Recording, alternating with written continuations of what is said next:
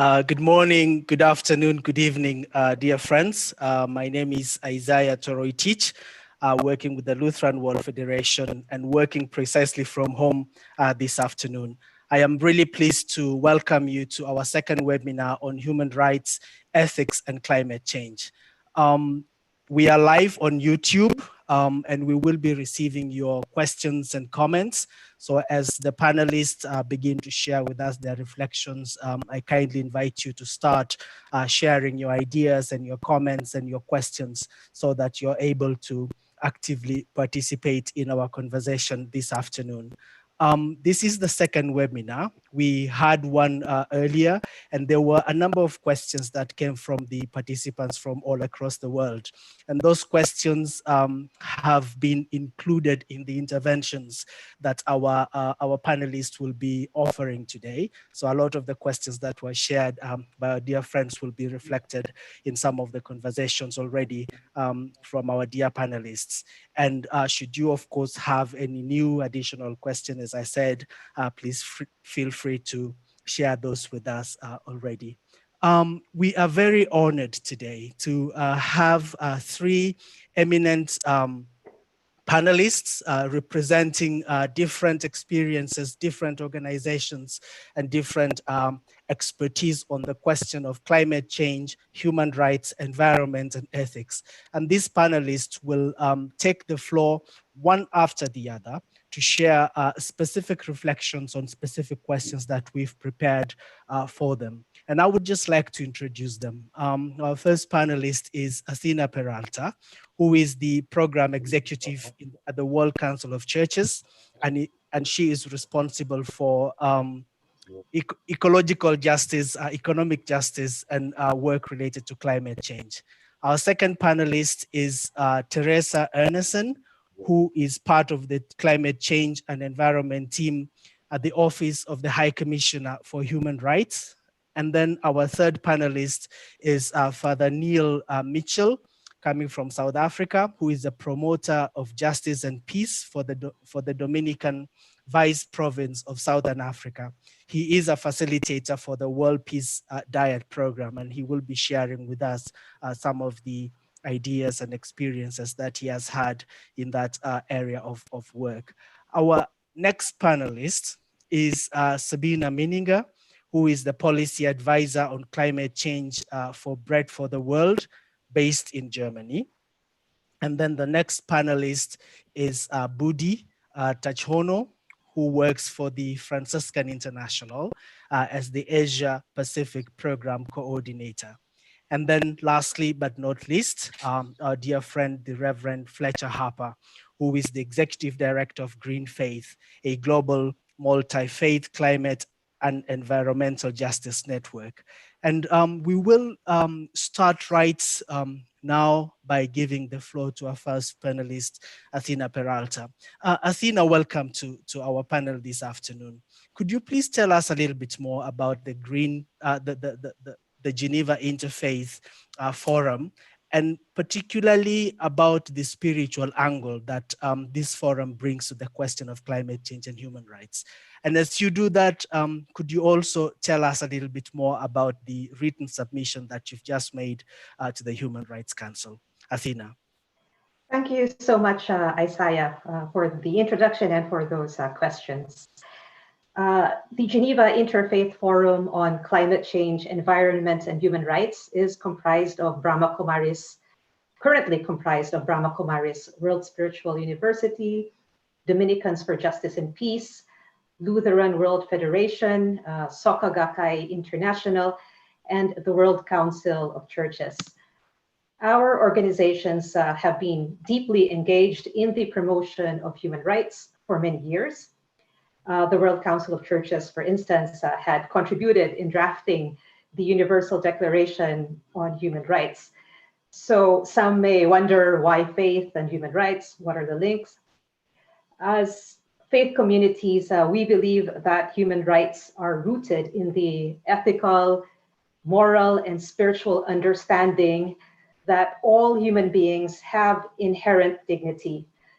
In other words, human rights concretize and help to secure in terms of policy and institutions, respect for life, which is a principle shared by all faiths, and which is also the base for our engagement in ecological issues. Our faiths teach us to perceive the larger picture, to perceive relationships and interconnections.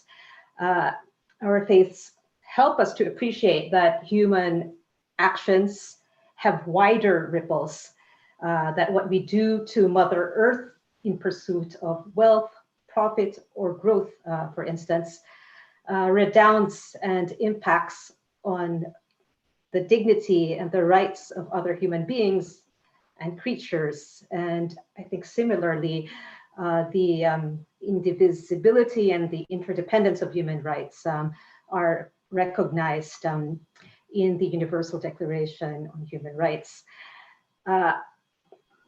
Currently, the 44th session of the Human Rights Council is underway, and it's taking place as the COVID-19 pandemic continues to ravage the world.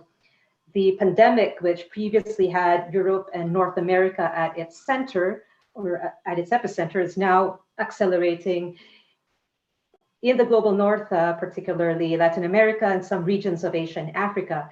And therefore, as the Geneva Interfaith Forum, we deemed it important and certainly timely to reflect on and to submit a written intervention on COVID-19, climate change, and human rights. And so we looked for connections and parallelisms and observed quite a few. We note, for instance, that the global health and climate emergencies are rooted in an unjust and ecologically destructive economic system, and that both of these emergencies have significant impacts on the enjoyment of human rights. Perhaps most evidently, we see that the pandemic and climate change are severely impeding people's rights to health. To date, the pandemic has sickened over 9 million people. Deaths are approaching 500,000. And on the other hand, climate change is expected to heighten malnutrition, respiratory illnesses, malaria, other vector-borne diseases, as well as potentially cause new epidemics through its impacts on biodiversity. We note also that studies reveal that there are links between climate change and COVID-19. Specifically, for instance, that droughts caused by climate change and poor air quality exacerbate COVID-19 illness. We also note that both COVID-19 and climate change really impact marginalized groups such as those of African descent, indigenous peoples, migrants, and refugees. We also observe that the pandemic and the climate crisis are undermining economic, social, and cultural rights, particularly the rights to work, the rights to decent standard of living, access to food, water, and sanitation. So more specifically, the shutdowns that were imposed to halt the spread of the virus, we know have caused unprecedented and extensive joblessness. The ILO, in an early report, for instance, estimates that 25 million jobs could be lost in 2020, and this is probably an underestimation. A warming climate also spells disaster for the livelihoods of farmers and fisherfolk, and is expected and is projected to spawn widespread hunger, especially in the global south. And again, many scientific reports attest to this. Both crises impact women's rights, as women are largely represented in the healthcare sector and the care economy, as well as account for most of the poor. Again, studies are showing that in times of stress, such as when there's a pandemic, or when there's a climate-caused disaster, women face heightened risk of sexual and gender-based violence. Both climate change and the pandemic are also affecting people's political and civil rights. Lockdowns in some countries, and I will specifically name the Philippines, where I am from, are being enforced by military and police in an autocratic and in a heavy-handed manner. And in many of these countries, climate activists, environmental defenders, such as indigenous peoples, and peasant leaders encounter harassment and are even disappeared and or murdered. And so even as the convergence of these multiple crises is causing tremendous human suffering and grief, the Geneva Interfaith Forum, together with other civil society networks and organizations, see in this moment of intertwined emergencies a unique opportunity to reflect as society on what is truly valuable, and also to begin to redesign policies, institutions, and economic systems so as to uphold human rights, as well as the health and well-being of people and planet. And so against this background, the Geneva Interfaith Forum submission to the Human Rights Council calls upon member states, and I will quote these calls now. First, to recognize, monitor, and address the intersections between the COVID-19 pandemic, climate change, and human rights. To support the creation of a special procedure on climate change and human rights, to take stock of climate impacts on human rights, and to ensure coherence between climate actions and human rights obligations. To recognize the human right to a safe, clean, and healthy environment for all by protecting biodiversity and bolstering nationally determined contributions to cut greenhouse gas emissions, to ensure the protection of human rights in measures and programs to respond to the COVID-19 pandemic, to ensure the full and equal enjoyment of economic, social, and cultural, civil, and political rights, and the transition to a sustainable, resilient, and net zero carbon economy. In this regard, states must bolster investments in public health, social protection, agroecology, among others. And finally, we also call upon states to promote debt cancellation for low and middle income countries and global tax reform to support states in fulfilling their human rights obligations in line with the guiding principles on human rights impact assessment of economic reforms. And I think I will end here. Thank you so much. Thank you so much, Athena. What a wonderful elaboration of the work of the Geneva Interfaith Forum, and much appreciation for your reflection specifically around how ethics, human dignity, climate change, environment, and COVID-19 come together and have a cumulative impact on human rights. Our technical advisors have advised me to recommend that when you are not speaking, dear panelists, ensure that your microphone is muted to improve the quality of our conversation this afternoon. I'd like to go to Teresa right now. Based on the reflection that Athena has shared with us, what would you say are the major concerns in terms of the impacts of climate change on human rights? And if you could also please let us know a bit more around the connection between this theme with the 44th session of the Human Rights Council, which is underway right now. Teresa, you have the floor. Thank you very much, Isaiah, and for inviting, first of all, the UN Human Rights Office to take part in today's webinar. And I'm really thrilled to participate. I'll go straight ahead to answer a little bit about your first question in terms of climate change impacts on human rights. I'll start with 4 statements. First of all, climate change impacts the human rights of all people. We know it's been documented, it threatens the effective enjoyment of a range of human rights. It includes the rights to life, water and sanitation, food, health, housing, self-determination, culture, and development. We also know that climate change is happening right here and right now. Increasing frequency of extreme weather events, natural disasters, rising sea levels, floods, heat waves, drought, desertification, water shortages, biodiversity loss, and the spread of tropical and vector-borne diseases are some of the adverse impacts of climate change. And COVID-19 is a very real illustration of the latter, and it's also the main reason why we are all meeting online today. So these phenomena are really both directly and indirectly threatening the full and effective enjoyment of a range of human rights by people throughout the world. It's also true, and I think this is a very important point, that climate change disproportionately impacts people that are already in vulnerable situations. It means that the negative impacts of climate change, they're disproportionately borne by persons and communities that are already in a disadvantaged situation owing to geography, poverty, gender, age, disability, cultural, ethnic background, among others. And these are often the same people who have contributed the very least historically to greenhouse gas emissions. One example is small island developing states.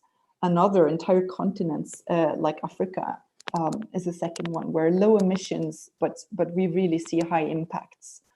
The good news is that it's still possible to put on the brakes, and states have a human rights obligation to prevent foreseeable adverse effects on climate change and to ensure that those that are affected by it, particularly those in vulnerable situations, have access to effective remedies, means of adaptation to enjoy lives of human dignity. Ambitious mitigation and adaptation is required now, however, for that to happen.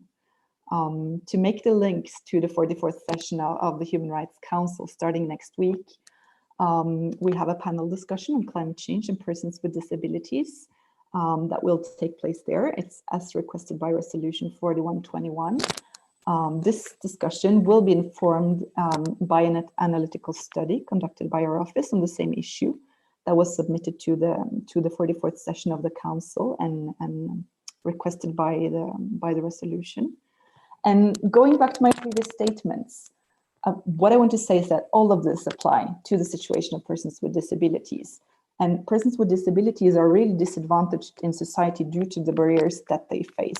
We are talking about inaccessible environments and communications, systemic discrimination embedded both in institutions and laws, stereotypes, stigma, and prejudice. So persons with disabilities may experience climate change impacts differently, more severely than others, but it's also the very same human rights that are impacted. So we know, for example, that the majority of persons with disabilities live in poverty, and the IPCC has foreseen that it is the poorest people that will continue experiencing the worst effects of climate change through lost income, livelihood opportunities, displacement, hunger, and adverse health impacts. So persons with disabilities are also among those that are hardest hit by COVID-19. And again, they are also further disadvantaged by the socioeconomic consequences of the pandemic. So as many other people who are culturally, economically, socially, or politically marginalized.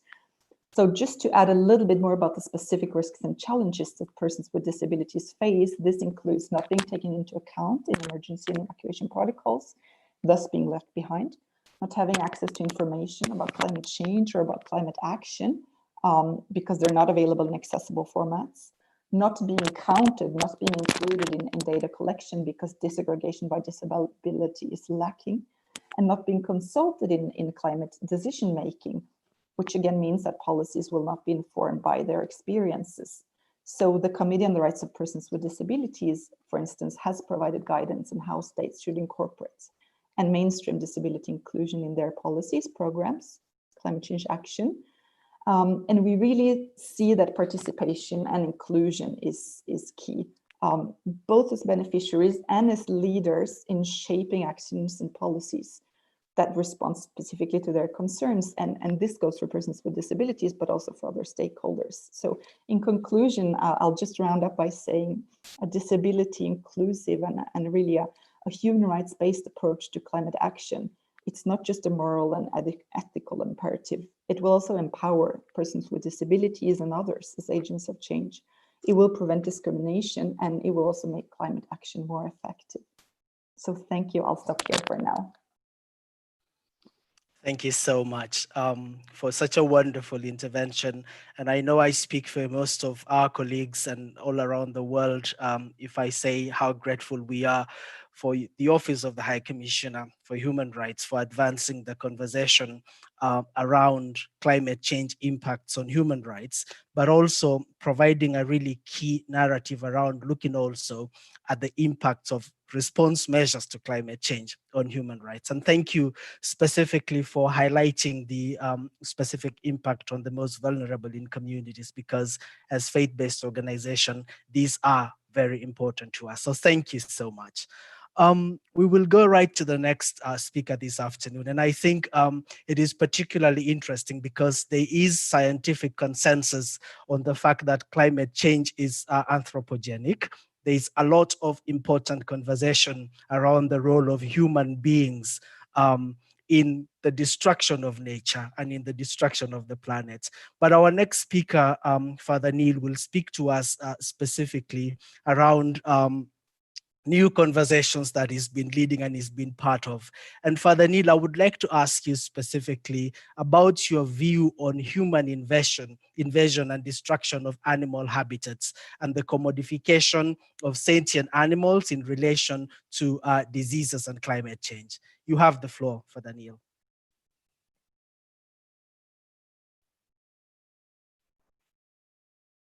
Can you hear me and see me? Yes, loud and clear. Okay. Yes, I think where I'm coming from is that if we put only human rights at the center of the issue and we don't consider things beyond human rights, we are leaving some of the dots unconnected. It's a matter of seeing the bigger picture. We need a more inclusive picture that includes non-human inhabitants of the earth that are also affected by human activity. So we have to connect that dot to all the other dots that have been mentioned. And if we don't, I don't think we learn our lesson, and we will continue playing with fire, and we will face many more pandemics. The flyer for this webinar talks about the COVID-19 crisis affecting the whole of humanity. It brings to light our responsibility to ensure we do not return to behaviors that leave the vast majority of the human family behind. Human family affecting human beings. What about the non-human inhabitants of the earth? We need to move away from this narrow, exclusive, anthropocentric way of thinking. In this COVID-19 pandemic, we tend to cast ourselves as the victims. We being attacked by this ruthless virus that's locking us down, it's disrupting our way of life, affecting our economies, crippling our health systems. We wear face masks, we practice social distancing, we isolate those who are sick, and we fear all the time that we may become infected. If we look at the kind of language that we use, it's as if we've placed ourselves on a war footing against nature. We speak of having to combat and triumph over this virus. We speak of our healthcare workers being in the front line. And this suggests to me, perhaps we're in denial.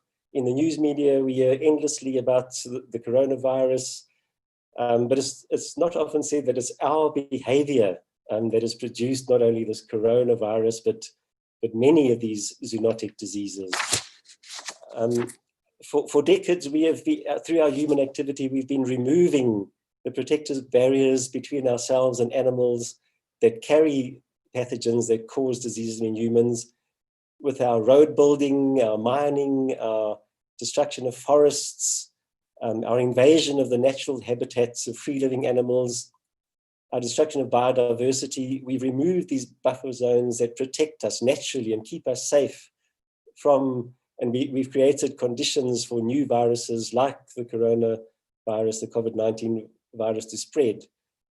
In factory farms, we pack animals closely together, thousands of them, cattle, sheep, and pigs awaiting their slaughter, battery cages, hens that lay eggs, packed together in close confines.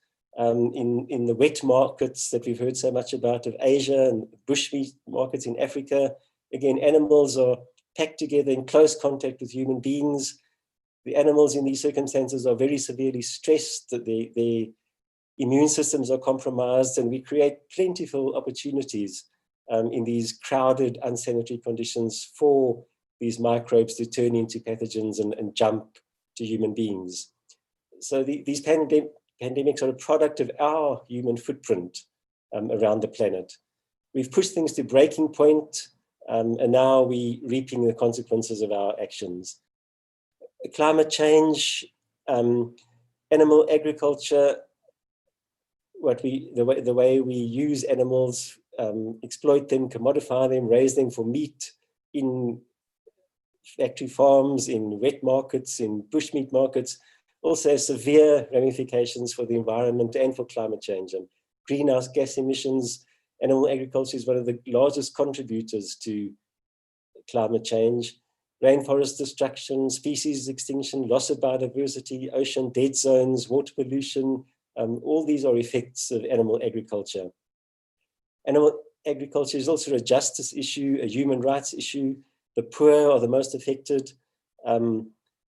For the breeding of millions and millions of animals to produce meat, usually for the well-off, if it was curtailed or if it was ended, the food that we grow to feed livestock could be diverted to feed the billions of poor people in the world who go hungry every day.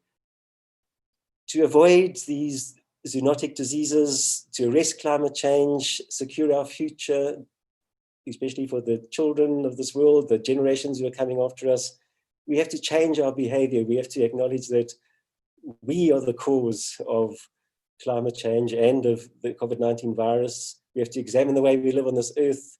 We use this war language when we're talking about COVID-19. The war is actually against ourselves, against our nature and the way we are behaving. We've got to stop the breeding, the raising, the consumption of animals. If we want to stop climate change and one of the main cause of climate change and the virus, we've got to stop creating these opportunities for the virus to jump to human beings from animal hosts to human hosts. It's a hard pill for us to swallow, I know. It challenges our habits, our traditions, our cultures, even our religious dogmas. And it's very challenging for many to admit that we need this behavior change in the way we relate to animals, especially consuming them, commodifying them. It's so ingrained in people's habits that many people don't even seem to consider it a problem. I think a new conscious way of living, a new story is yearning to be born in our human culture. We talk about the new normal that has to come into being. The Black Lives Matter protests that we're seeing around the world show that people are starting to find their voices in searching for the kind of society where injustice will no longer be something that's ignored. And this ending of injustice has to extend towards animals, and those are exploited and commodified. And the ending of this cruelty towards animals has to be part of this new story. We all have gifts that we can bring to this very urgent task at this point in our human story, in our human evolution. I think I'll end there. Thank you so much, Father Neil. Quite interesting. This is fantastic because I think it challenges us quite a lot to rethink our vision, the vision for our ecology, the vision of life. It's clear to me from your presentation, Father Neil, that the kind of mindset that brought us here will not necessarily be able to take us to a different place, and we need to change that. We need to think about life from a very holistic point of view. We need to think beyond human-centric understanding of life. So much appreciated for these reflections, and we are already receiving comments from the participants in the public, which we'll share with you shortly. But right now, I would like to move the conversation a little further into a very important policy arena within climate change negotiation, the whole loss and damage arena. And we're really pleased to have one of our top experts, Sabina Meninga. And Sabina, I would like like to ask you to please talk to us about the links between loss and damage in the context of climate change and the current COVID-19 pandemic. Sabina, you have the floor. Thank you very much. Yeah, indeed. Loss and damage is the stepchild of the UNFCCC process. For 25 years, the world community is coming together and negotiating to curb the climate crisis.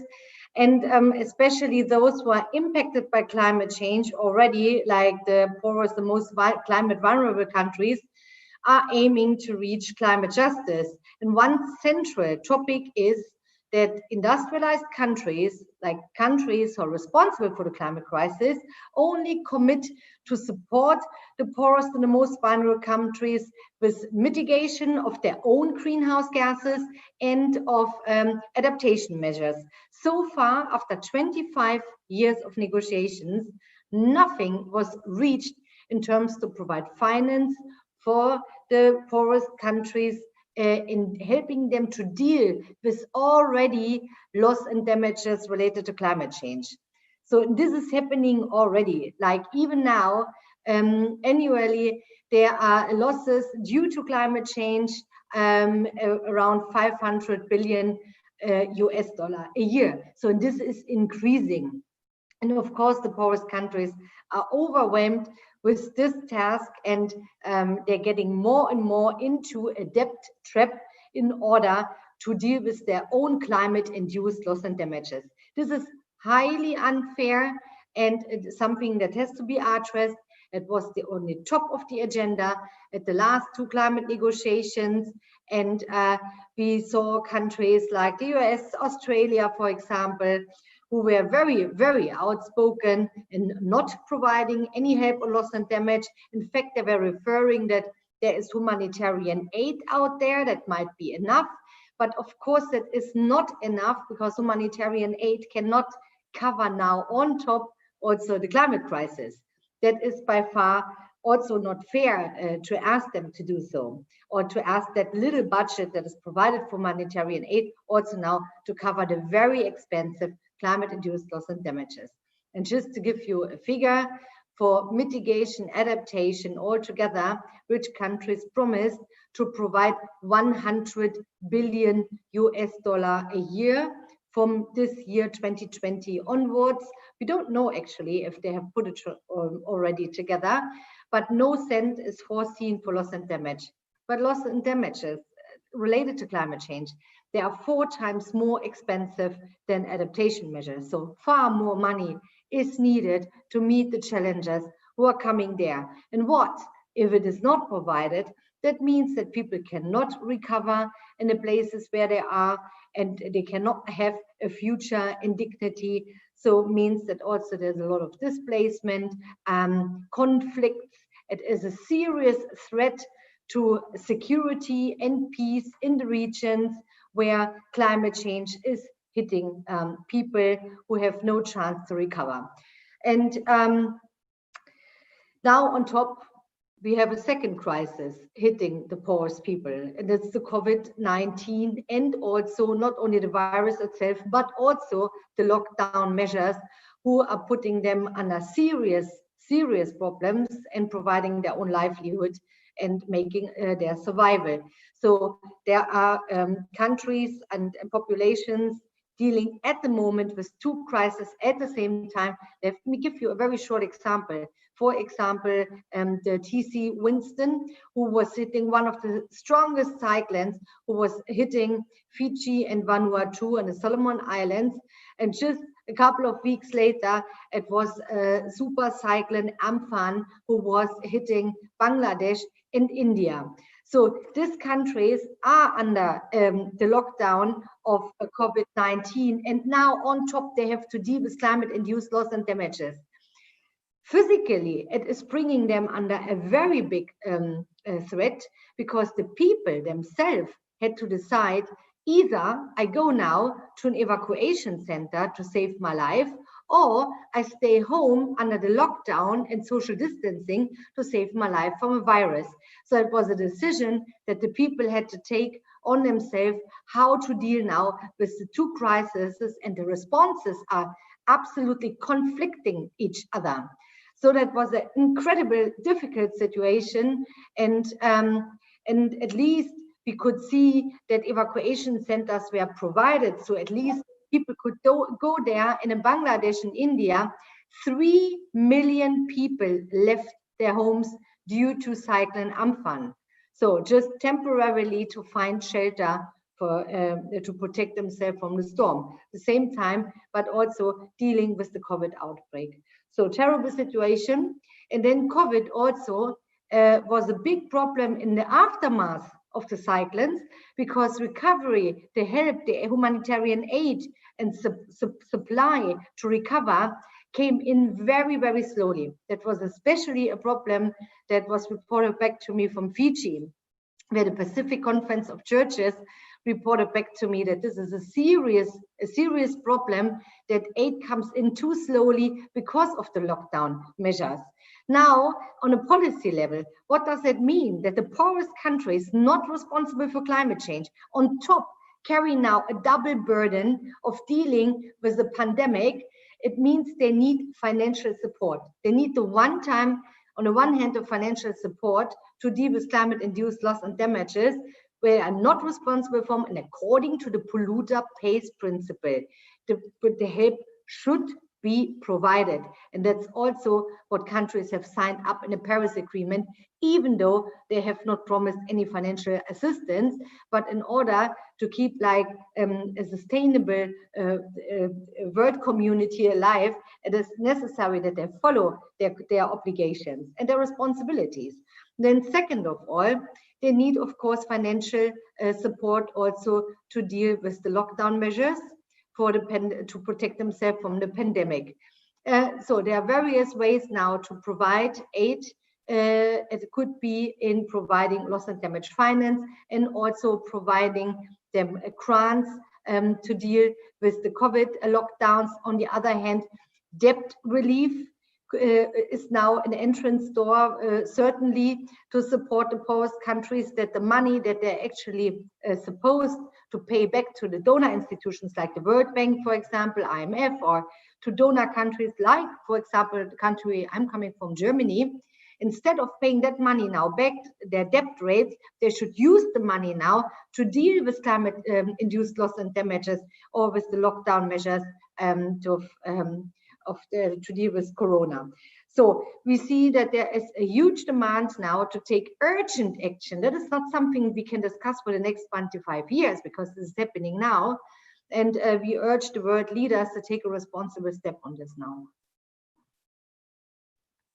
Thank you so much, Sabina, for this elaborate reflection.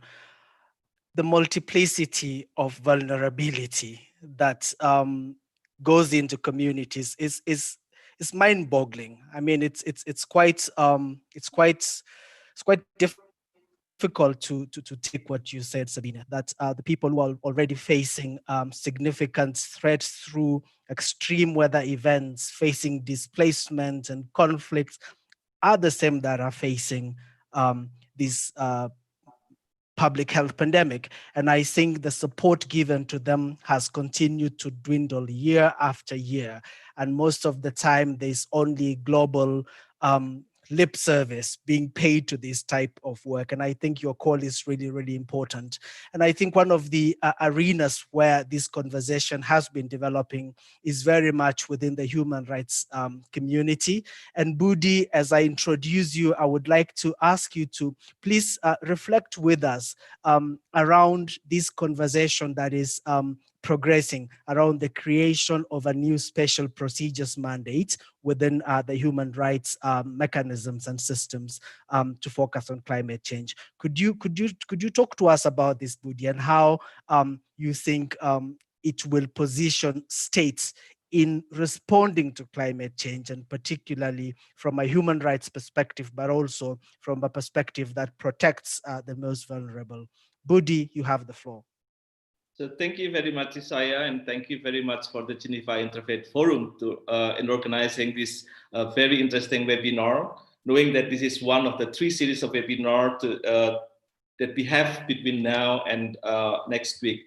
So the question is quite interesting, knowing that the Human Rights Council has the authority within the UN bodies to deal with different issues, including thematic issues, important issues such as climate change. In fact, if we look at the historical perspective on how this climate change has been addressed by the Human Rights Council, we see that in 2008, the Human Rights Council started to discuss, and finally, the Human Rights Council came up with a resolution on the link between the human right and climate change. So it was very interesting that finally we can see that there is a link between climate change and human rights. So therefore, I would like really to commend the work that has been, tremendous work that has been done by the Office of the High Commissioner on Human Rights in trying to build a narrative on what are the linkage between climate change and human rights, and how the climate change are potentially or are already negatively impacting the human right, the enjoyment of human rights of everyone. So in 2008, we had that resolution. And then in 2010, during the Social Forum of the Human Rights Council, the idea of establishing a special mandate on the climate change and human rights started to be discussed. For those who are not very familiar with the Human Rights Council mechanism, the Human Rights Council mechanism has what we call as special procedures, in which the special procedures will tackle the issue either country-specific mandate or thematic mandates. Currently, we have quite many mandates in the council, but unfortunately, the issue of climate change has not received a proper focus through the establishment of this climate change and human rights mandate. So from 2010, the discussion was lingering around, and a group of civil society has been very much pushing on this issue, knowing that we cannot just let the discussion on climate change coming from the perspective of the UNFCCC, but we need to see that the human rights approach has to be used in all the climate actions. And we were very much encouraged when we have the Paris Agreement, in which in the preamble paragraph, it is very clear on how the climate change, the negative effect of climate change will affect the enjoyment of human rights. And then the Human Rights Council, especially the Office of the High Commissioner, has done so many studies and so many discussions on trying to see the impact of climate change on human rights from different specific issues. And then the Council itself has adopted several resolutions in which trying to see the link between climate change and specific issues. Therefore, we have documentation and reports regarding the link between the climate change and health, children's rights, migration, women's rights, and as Teresa has mentioned earlier, that in this session, in the 44th session, we will have a discussion on the climate change from the perspective of disabilities. At the same time, the independent expert on international solidarity is going also to present the issue of climate change from the perspective of international solidarity, which is very important, very interesting, because this is precisely one of the issues that we would like to see. What are the responsibilities of the international community on climate change, so that we can ensure all the climate actions being adopted or to be adopted by the states will comply with the international human rights obligation. So while the discussion is still rolling down for the establishment of this mandate, we were very pleased that in December last year, during UNFCCC COP in Madrid, Marshall Islands, on behalf of the Climate Vulnerable Forum, made a statement, clear statement, that from the perspective of the Climate Vulnerable Forum, that is composed of at least 48 member states, they see the importance of having this mandate, so that this mandate can really becoming a focal point within the human rights mechanism to address this issue. And then the idea was launched, and now Bangladesh is it's the country that is leading the Climate Vulnerable Forum. And the idea is now still being discussed with the perspective that maybe by 2021, this mandate will be created. But now the question is, what can we expect from this mandate? In fact, we really expect that this mandate holder, the Special Rapporteur on Climate Change and Human Rights, will be able to assist in identifying and engaging with vulnerable groups that are impacted by human rights. At the same time, the Special Rapporteur is also expected to provide guidance to states to understand the different impacts on the rights of different groups, and the best practice in participatory climate policy making and right respecting climate solutions. So I think it is quite important that the states will be able to learn from each other through the report that will be prepared by the special rapporteur, so that we can also see how the people should be involved in a participatory manner on the climate policies. At the same time, the special rapporteur should also be a link between the human rights mechanism with the UNFCCC, so that there is a kind of sustainable and long-term dialogue between the two mechanisms that are very much linked to each other. Regarding how is the status of states that are supporting this, so we know that the Climate Vulnerable Forum is very supportive to this idea, but at the same time, within the Human Rights Council, we also have the resolution on climate change and human rights that is led mainly by Bangladesh, Philippines, and Vietnam. So we do believe that between these three countries and also within the frame of the Climate Vulnerable Forum, we will be able really to convince several states, the members of the council, that there is a need for this one. Of course, there are some oppositions that we feel, and I think this opposition has to be addressed in a way in which we can see that only the benefits we can get when we have this special rapporteur. One of the issues that we will also push from this special rapporteur is that the special rapporteur should be able also to visit places in which the climate change have affected the people, and to talk directly to the groups who are affected by the negative impact of climate change. So this is the ongoing effort being done by civil society together with some states, and we expect that the discussion will continue, so that perhaps next year we will be able to have this mandate established by the Human Rights Council. So thank you, Isaiah. Thank you very much, Budi. What a wonderful intervention that you gave. And it is very interesting to see the work of civil society as they push for every opportunity to ensure that people's rights are protected. And so thank you for this. And we look forward to seeing how the conversation goes forward, particularly if the special rapporteur mandate is established. Just speaking to our dear participants from all across the world, we are receiving questions and your comments, and we're already putting them together. We really appreciate that you are able to engage with us.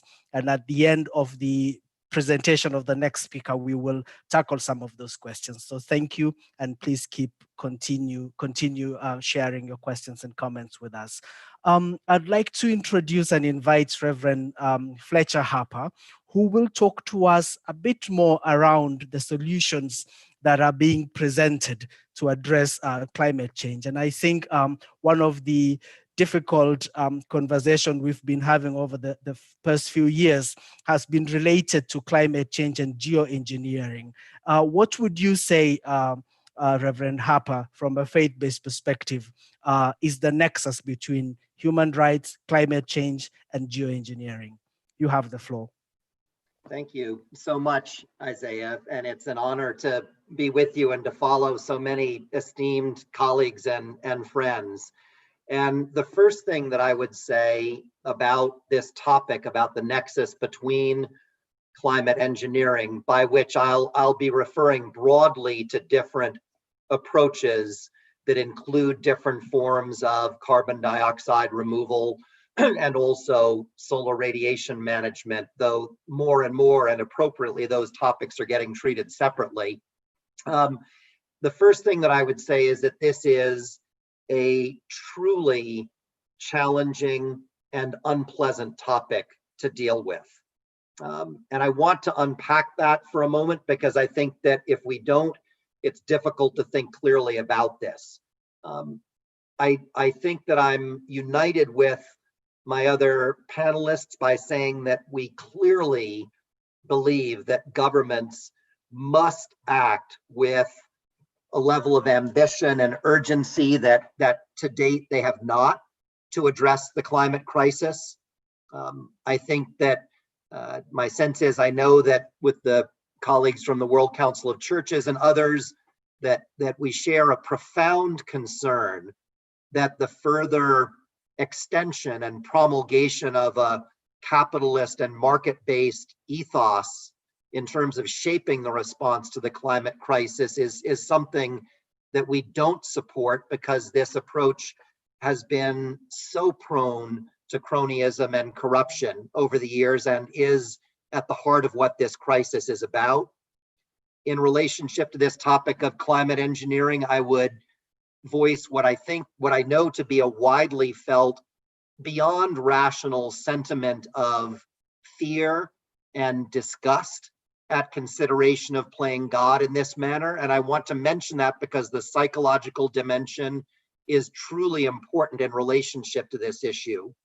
And I also want to acknowledge what is widely reported and known, which is that the fossil fuel industry and major extractive corporate interests are involved in research and patenting and development of climate engineering approaches and technologies. All of these are cause for massive concern and represent a very legitimate temptation simply either to turn away from the topic or to reject it outright. The challenge that we face is that we are at a point that we are so far behind in terms of where the world stands in emissions reductions that there are no easy solutions. The IPCC, the scientific authority that most of us reference in our establishment of scientific norms around the climate crisis, has started to include large-scale carbon dioxide removal in all of its scenarios to achieve both 2 degrees and certainly 1.5 degree temperature rise limits. And it's important to be clear that when we talk about carbon dioxide removal, that small-scale local tree planting projects, though certainly valuable, will come nowhere close to solving the emissions gap that needs to be solved. Credible studies suggest, for example, that if we were to rely fully on such tree planting approaches, that we would need something on the order of the size of the Indian subcontinent in terms of geographic space to meet the demand. So we face this challenge where the numbers are against us. And the second piece is that these climate engineering approaches are being developed rapidly by corporate interests, and in concert with some scientific interests. Governments are paying attention to them more and more because they realize how far behind we are. And so I'm here to say that a simplistic rejection as a default position for religious communities does not serve us well. And I'd like to suggest several moral principles that, or broad principles that need to shape a religious response. The first thing that I think is absolutely essential is that any use of climate engineering in any form absolutely must be linked with actions, policies, concrete verifiable steps that are required to prevent the extension of the life of fossil fuel usage. Without that, there is undeniably an enormous moral hazard, the temptation of which will be impossible for governments to resist. And so right from the outset, we feel that it's a moral obligation to link any usage of climate engineering with a commensurate reduction in fossil fuel usage, so as to prevent the moral hazard to the greatest degree possible. A second topic that's really a critical piece of the picture is that there absolutely must be transparent and robust and inclusive governance of any use of climate engineering that prioritizes the interests of climate vulnerable constituencies. No nation or industry or interest group should be able to set the direction of any usage of geoengineering in isolation. And there currently is absolutely no broad governance of any aspect of geoengineering. And that puts the globe and particularly vulnerable peoples at great threat. And so we think that one area that's particularly important to think about is there's a form of carbon removal schemes called bioenergy with carbon capture and storage. And if it's implemented, as I referred to earlier, this would require the use of massive amounts of land. And I don't think it's at all fanciful to suggest that one of the first places that most governments would look would be to take land from indigenous communities, because that would be, from many governments' perspective, the path of least resistance. From a moral perspective, that is abhorrent and fully unsustainable and unacceptable. And so I think that that's an example of the types of there needs to be governance established so that those kinds of moral disasters and human rights disasters are prevented from happening. Another piece of the picture is that faith communities must recognize and must lift up aggressively in debates about this issue that any use of geoengineering will have impacts far beyond the simple climate change related concerns of temperature rise and atmospheric carbon levels. Neil spoke earlier about the importance of the protection of biodiversity, and there are massive unknowns and unknowables about the impact of different usage of solar radiation management, for example, on ecological systems and biodiversity, food supplies, land use. There must be a very robust scrutiny of any use of geoengineering in relationship to these additional concerns. One particular example that I'd lift up is air pollution, the example of particulate matter, which, like carbon dioxide, is a byproduct of burning fossil fuels. And we all know that particulate matter emissions are responsible for massive health damage, including heart disease and respiratory illness and lung cancer. And the World Health Organization has made it clear that deaths from particulate matter pollution number in the millions annually, with the poor and children and the elderly and chronically ill persons most vulnerable. Public health and environmental justice advocates have long recognized that one benefit of reducing the burning of fossil fuels is that it reduces carbon and particulate matter emissions.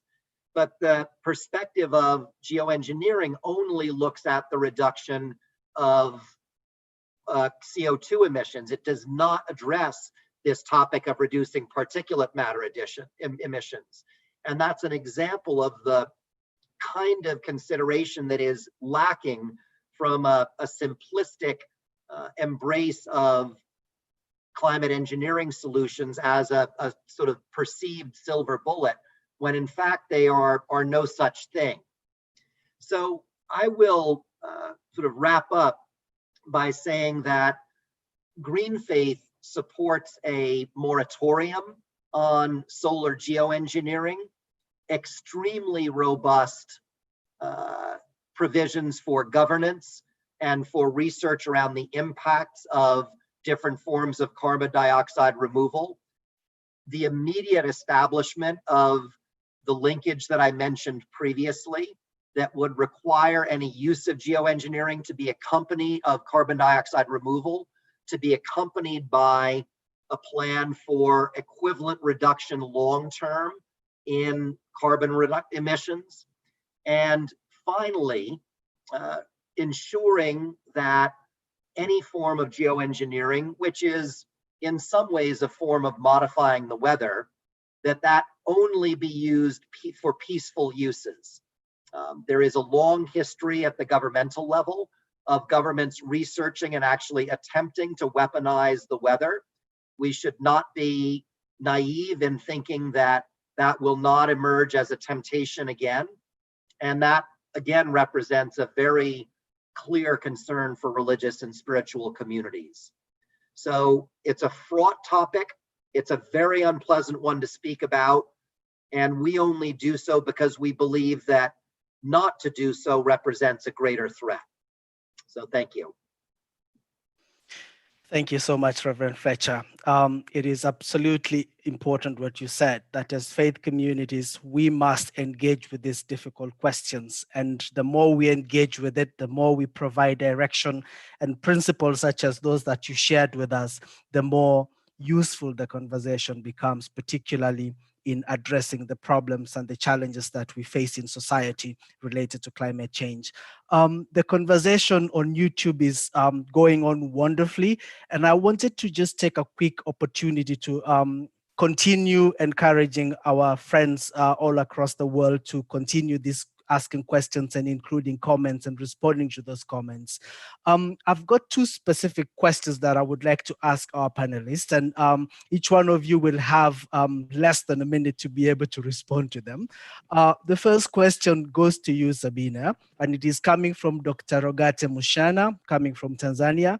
And his question is, how can resources be mobilized? As you said, there is a very, very significant shortage of financial resources to support the most vulnerable. How can those be mobilized?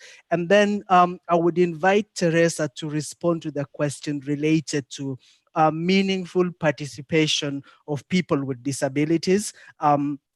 Our participant noted that the space for people with disabilities is still extremely limited, and it would be very helpful to hear from the perspective of the Human Rights Office of the High Commissioner for Human Rights how this can be enabled. And then the third question to Neil is coming from Joy Kennedy in Canada, and she wanted to know from you, Neil, about your perspective regarding the new lab produced Beyond Meat. May I just open the floor for you to answer those questions, and then we see how we move from there. But it is interesting and encouraging to see that the participants have so many questions. Should we start with you, Sabina?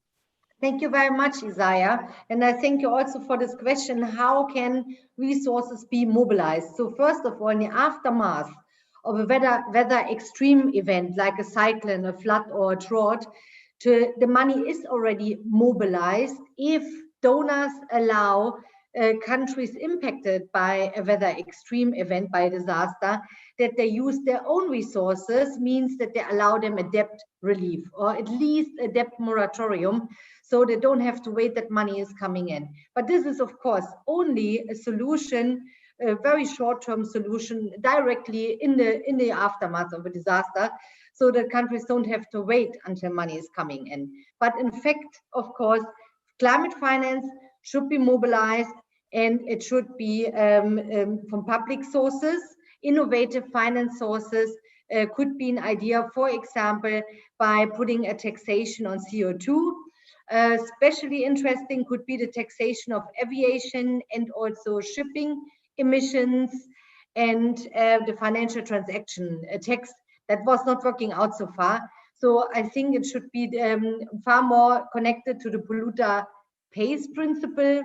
And here we see that aviation and shipping is very CO2 intensive, and the CO2 tax itself, of course, speaks for itself. That means in this way, mainly also the fossil fuel industry would pay for that. So that could be, this could be ways to move forward. And a taxation of CO2 is unavoidable if we want to reduce emissions and if we want to keep global warming at 1.5 or well below 2 degrees. So this measurement is necessary anyway, and the money that is mobilized by CO2 taxation could be used then to deal with climate-induced loss and damages. Thank you. Teresa. Yes, here I am. Thank you very much for the question related to meaningful participation of persons with disabilities.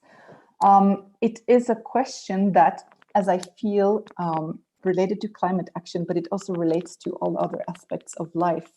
And it just shows how climate change impacts and the considerations that are valid for one group people is actually valid for everyone. I mean, the right to effective and meaningful participation is something that we bring up recurrently in relation to absolutely everyone. So all stakeholders are entitled to this under international human rights law. And in the specific case of persons with disabilities and climate action, what we are saying in our analytical study that the office conducted as requested by the resolution is it's really very simple. It's about access to information, and it's about meaningful participation at all levels of governance, at the local level, at the national level, regional level, international level. It may take many different forms. We know that there's also discussions in civil society and academia about creating a specific constituency for persons with disabilities under the UNFCCC processes, and so on, etc. So we think that it's a challenge for sure, and it goes back to what I said initially. Are persons with disabilities like any other persons? Do they have access to information, first of all, about climate change impacts? Is access to information about climate action available? And are the venues, of course, of the meetings are the venues for decision making inclusive? So really, again, I just want to stress that this is an aspect that benefits everyone, and it's not just for the particular group, for 15% of the world's population, but really for all of us, how we can participate in this decision making.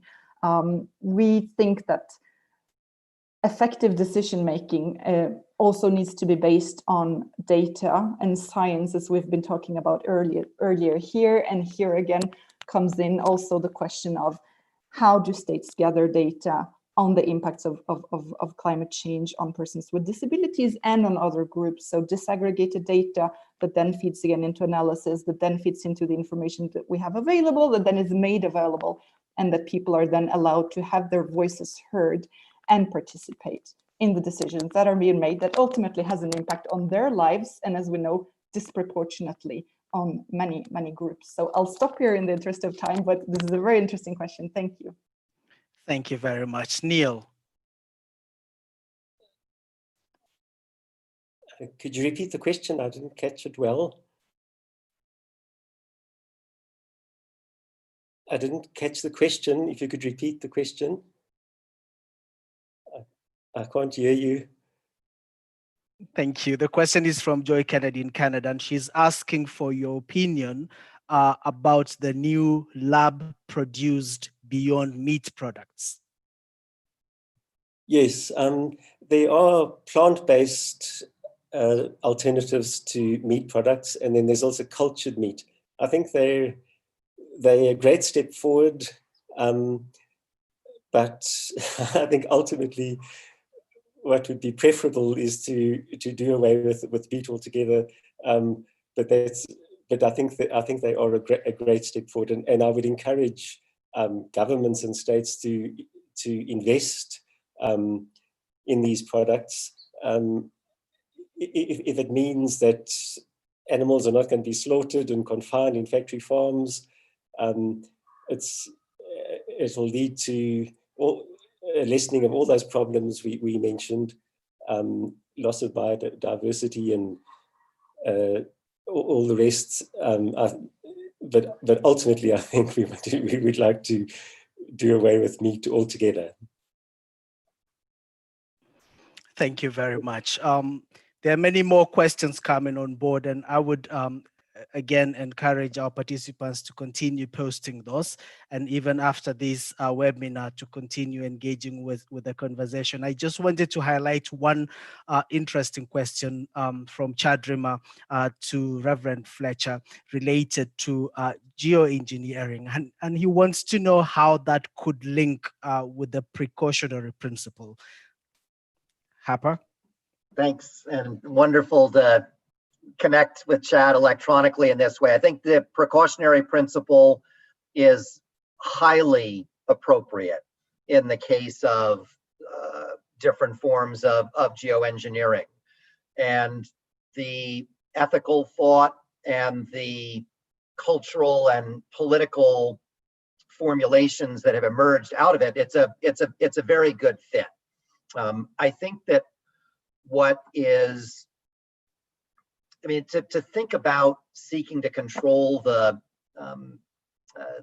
temperature of the climate with unproven interventions at scale ought to stop everybody in their tracks. It ought to cause everybody to think, you know, my God, literally, what are we doing and what are we considering? Because there's a level of it, because it reveals the insanity of the situation that we face. And so I think that the precautionary principle thinking is highly appropriate. And I think that it requires a willingness to engage our constituencies around a topic that, if we do that engagement properly, can wake them up to the urgency of responding with the proven means at our disposal. Thank you very much. Dear friends, we've run out of time. I would like to acknowledge the role that the participants in our webinar have played in making it a success. Thank you so much to all those who've had the opportunity to post a question or a comment. Unfortunately, we were not able to take all of them during this live cast, but as I indicated, the conversation continues, and we will continue engaging with this difficult question, but also these hope-giving, inspirational solutions that would help us deal with the problem at hand. I would like to say a big thank you to our panelists. You have done a wonderful job in tackling some really difficult questions, but also in providing to us ideas on how we can move forward, particularly around safeguarding the rights and the dignity of people who have been made vulnerable by climate change or by the COVID pandemic, or to be quite frank, by activities of human beings all across the world. Thank you also to the organizers, particularly the Geneva Interfaith Forum, and to our technical support, Valerian and Laurence. I wish you all a good afternoon, a good morning, a good evening, and let's keep this conversation going. Goodbye. Thank you, Isaiah. Thank you, everyone. Thank you very much for the opportunity to speak. Goodbye. Thank you. Bye-bye. Goodbye. Thank you. Bye. All the best. Thank you.